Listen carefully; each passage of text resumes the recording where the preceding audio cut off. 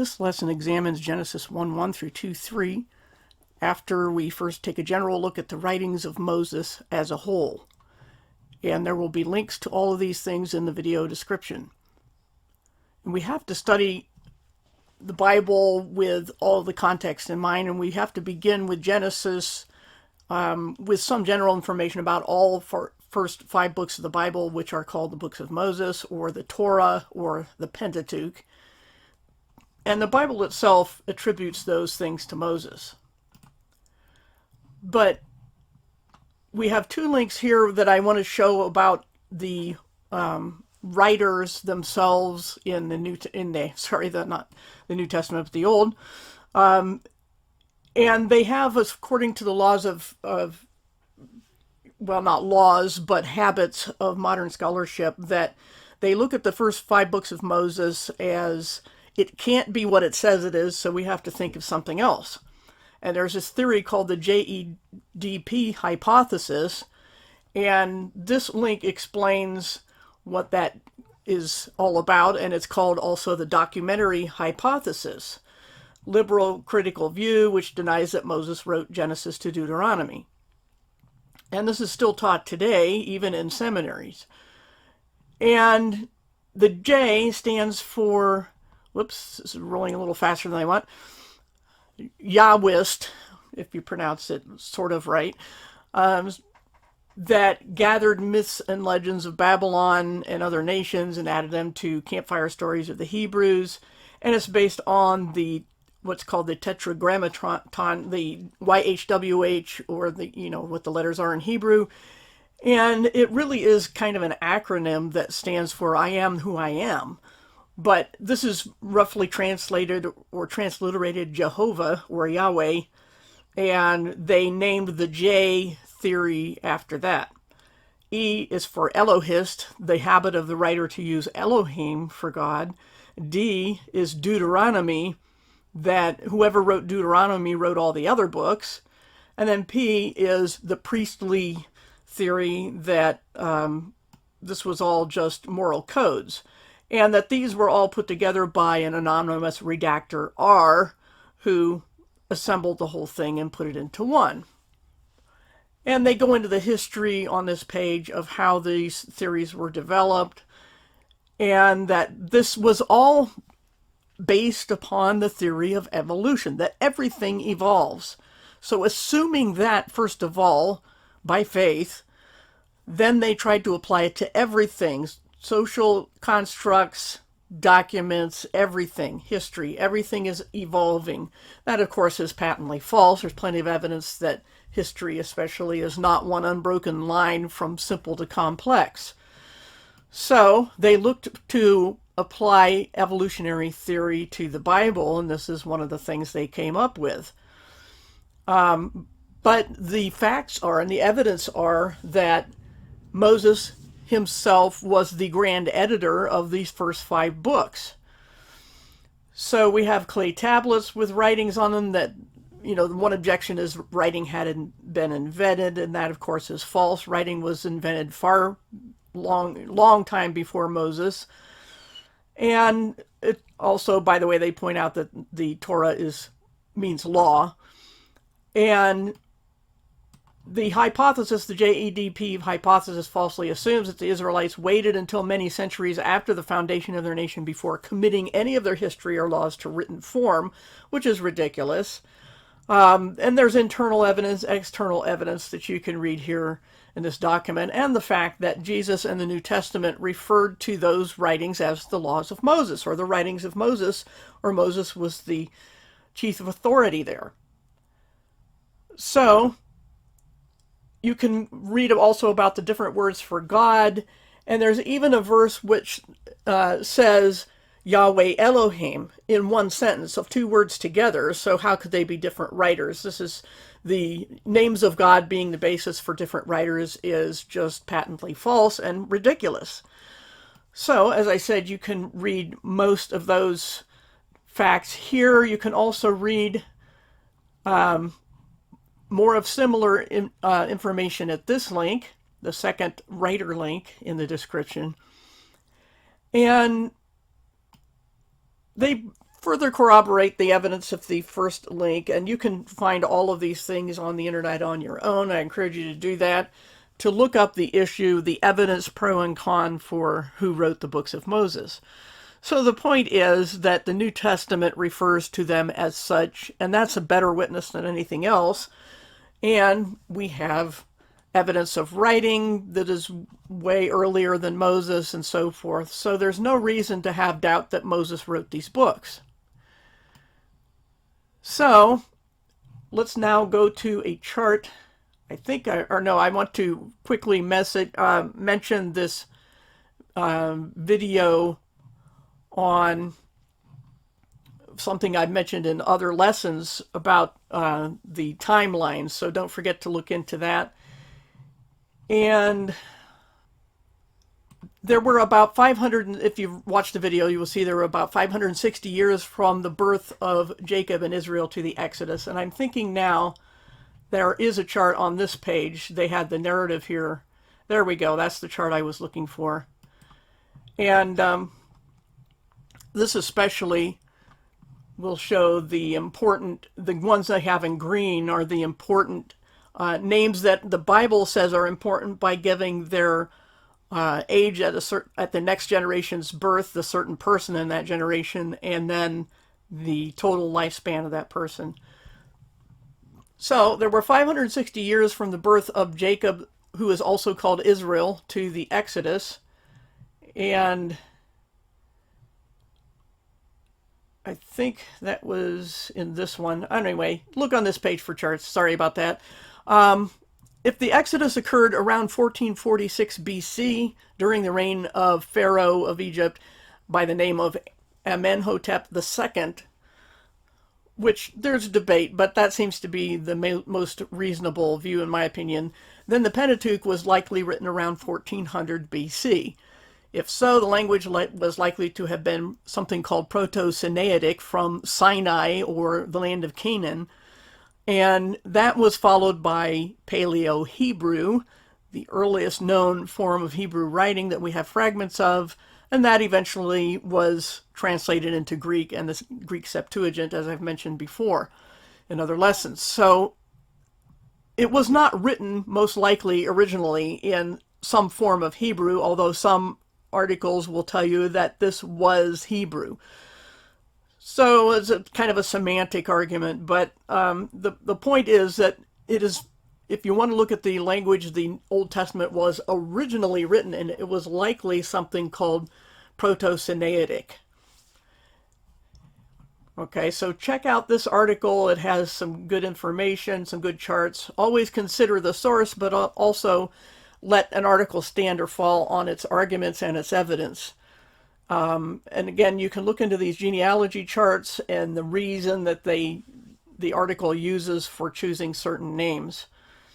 And they look into possible ranges of lifespans and ages at which someone was born.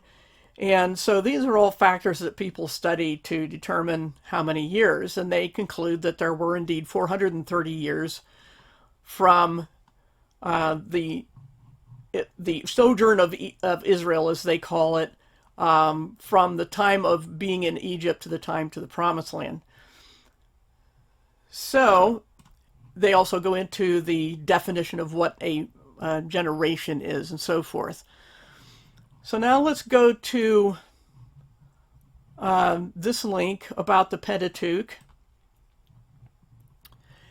And we see here that this is Bible.org. They have a lot of good information. I don't always agree with everything they have there, but this one is pretty good on the Torah if you want to look into that in more detail. And there's something here called Patterns of Evidence as well that has good information on the languages. So if you want to learn more about the specific languages, you can look at the Phoenicians and so forth that academia typically offers as the first, but that's not necessarily true.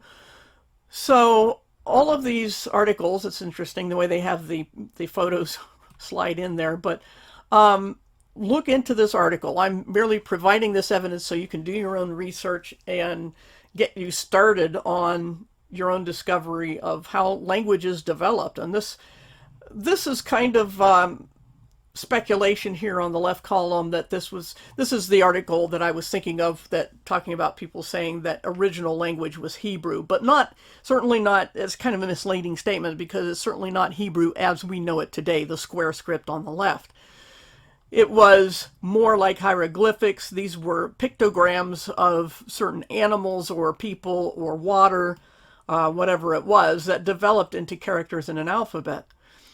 So you can kind of follow a progression from right to left there on some of these characters, but that doesn't mean the original language was called Hebrew. It's just speculation on their part. But they do think that in this article, that it all developed from Egyptian hieroglyphics.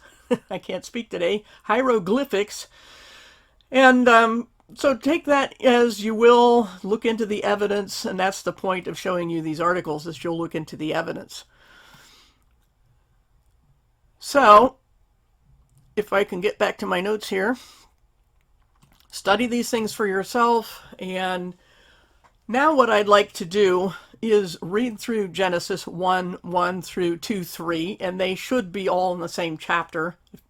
By context, it seems pretty obvious. What I have up here is an interlinear of the Greek at BibleHub.com, and I'm going to let you read that. I would encourage you to have that up in a different window on a browser while you listen to what I'm saying, because what I'm going to do is put this into how I understand it in modern English.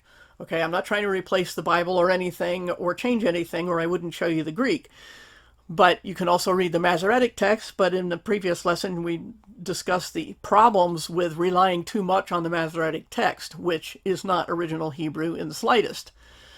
So I'm going to read through this and paraphrase it, and to try to bring it to life, because translation's purpose is to communicate, and you can't do that with just a dictionary, with a word-for-word rendering. An interlinear will get you as close to word for word as possible without knowing the languages, but even so, you can hover over any of these Strong's numbers and get a quick definition of each word. But it's a very, very brief definition. You really need to look into it. At any rate, I'm going to just leave that up. I'm not going to try to scroll through it. It's too slow. So go ahead and bring that up in a browser window and follow along. And I'm just going to, like I said, read through this real quick and try to keep the lesson from getting too long. So here we go with Genesis 1 through 5, and I'll break it up by the days of creation. Okay, so in the beginning, God made the sky and earth. And I'll just stop to point out that the word for sky and heaven are the same Greek word, uranos, uranon. They only will show you heaven here, but it means sky.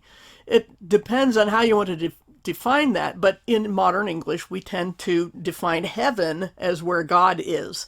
And that's not what is meant here by the context at all. It means the sky. The sky can extend all the way out to whatever might be the farthest object in the sky, but it's not where God is, and that's the point. So, in the beginning, God made the sky and earth. At first, the earth was a vast and featureless watery abyss, dark and invisible. But the Spirit of God compressed the water, and God gave a command, "Let light appear." It did, and God was pleased with this. So he divided light from darkness, calling them day and night, and evening and morning passed the first day. And then verses 6 through 8. God then gave a command, "Let there be a strong support to divide the waters." So he made the strong support, putting some water above it and the rest below. He called the strong support sky, and he was pleased with this. Evening and morning passed the second day. God then gave a command. This is starting verse 9. "Let the waters beneath the sky gather into one place so that dry land can appear." It happened as God commanded. The waters gathered themselves and dry land appeared. God called the dry land earth and the waters seas, and he was pleased with this. Then God gave another command. "Now let the earth produce pasture plants with seeds to make more just like itself. The same for trees, let them have seed-bearing fruit." So it was done. Plants appeared with their seed to reproduce, and trees appeared bearing fruit with seed to reproduce. God was pleased with this, and evening and morning passed the third day. Then down in verse 14. God then gave a command, let there be luminaries in the strong support of the sky, to give light on the earth and to distinguish between day and night. Let them also serve as signs, and to mark off times, days, and years. So it was done. God made the two primary luminaries, the greater one to mark the beginnings of days, and the lesser one to mark the beginnings of nights, and the stars. He put them in the strong support of the sky to shine on the earth and mark the beginnings of days and nights, and to separate light from darkness. God was pleased with this, and evening and morning passed the fourth day. Now in verse 20. God then gave a command, let living souls that crawl emerge from the waters, and let creatures with wings fly on the earth under the strong support of the sky. So it was done. God made huge sea creatures along with the crawling things and winged creatures with feathers, each according to its own kind. God was pleased with this, and he blessed them with these words, grow and multiply, fill the waters and the seas, and let the flying creatures also multiply on the earth. Evening and morning passed the fifth day. Verse 24. God then gave a command, let all of these living souls emerge from the earth, each according to its kind, those with 4 feet, those that crawl, and wild animals. So it was done. God made all of these according to each one's kind, the wild animals of the earth, the cattle, and all that crawl on the earth. God was pleased with this. God then gave a command, let us make human, like us, not only in form but also in function, having authority over the fish of the sea, the birds of the sky, the cattle all over the earth, and those that crawl on the earth. So human was made, male and female, resembling God. He blessed them with these words, grow and multiply, fill the earth and dominate it. Have control over the fish of the sea, the birds of the sky, the cattle all over the earth, and everything that crawls on the earth.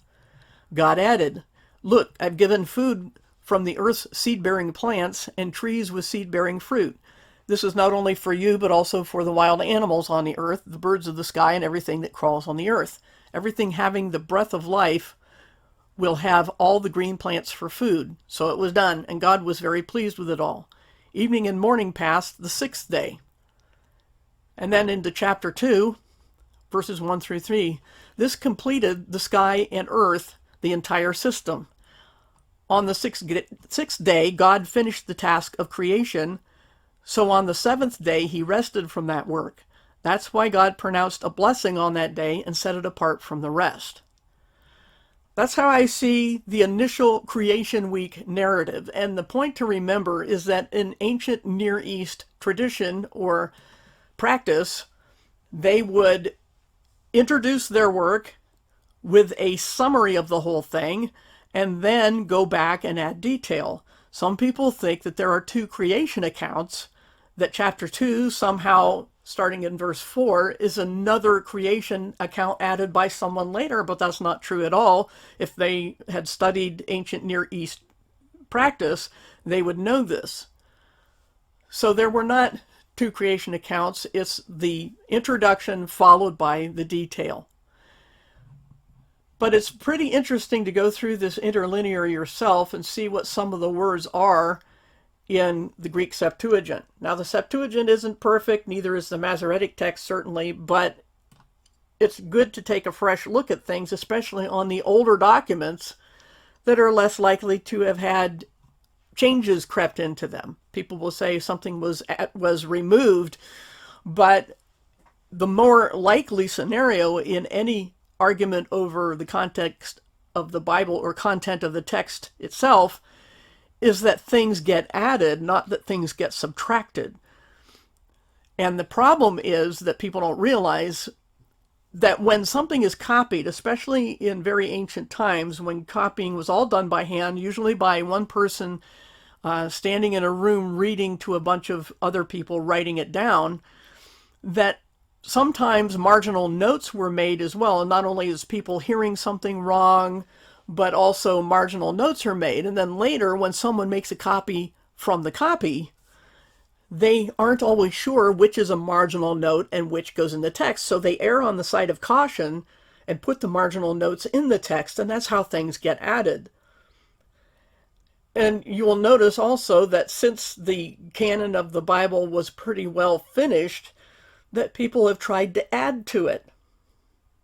There are a few who have tried to subtract, but most people tried to add to it. Gnostic works, intertestamental works, the Apocrypha, the Pseudographica, I can't pronounce anything today. But anyway, the point is that older documents have the advantage of showing what was most likely original and what later on was likely added by copyist errors or by someone simply explaining. For example, in the New Testament, we have the account of the pool of Bethsaida, however you pronounce that, and there is an explanation of what that pool was that, by all accounts, was probably not in the original.